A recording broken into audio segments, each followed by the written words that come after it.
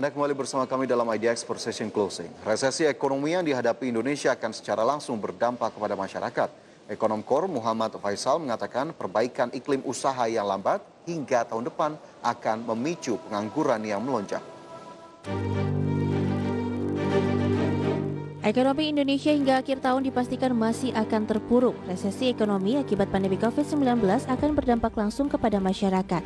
Ekonom KOR Muhammad Faisal mengatakan, meski kurvanya akan membaik di kuartal 4 2020 dan terus membaik hingga tahun depan, namun perbaikan ekonomi diprediksi akan berjalan lambat. Faisal mengatakan iklim usaha masih akan bergerak landai hingga tahun depan. Perbaikan di seluruh sektor masih akan merangkak. Hal tersebut membuat pelaku usaha akan melakukan efisiensi di semua lini. Untuk itu, ia memastikan masyarakat dan pemerintah bersiap akan lonjakan angka pengangguran yang masih akan terus terjadi. Para pelaku usaha dan juga masyarakat harus bersiap-siap pada kondisi di mana permintaan itu belum bisa pulih seperti sebelum kondisi pandemi.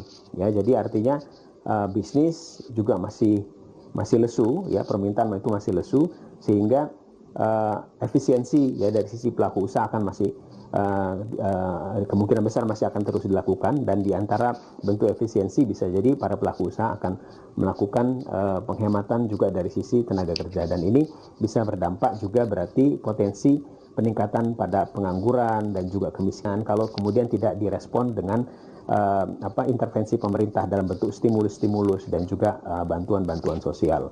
Nah, jadi untuk menangkal dampak daripada pandemi yang ke depan, saya rasa ini pemulihannya relatif lamban.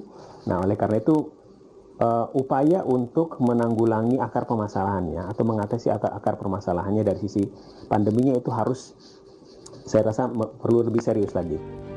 Untuk mempercepat pemulihan ekonomi nasional, Faisal meminta pemerintah fokus pada pemulihan kesehatan dibarengi dengan penyaluran bantuan sosial ke masyarakat dan realisasi stimulus di sektor real. Di Jakarta, Rizka Ayu, IDX Channel.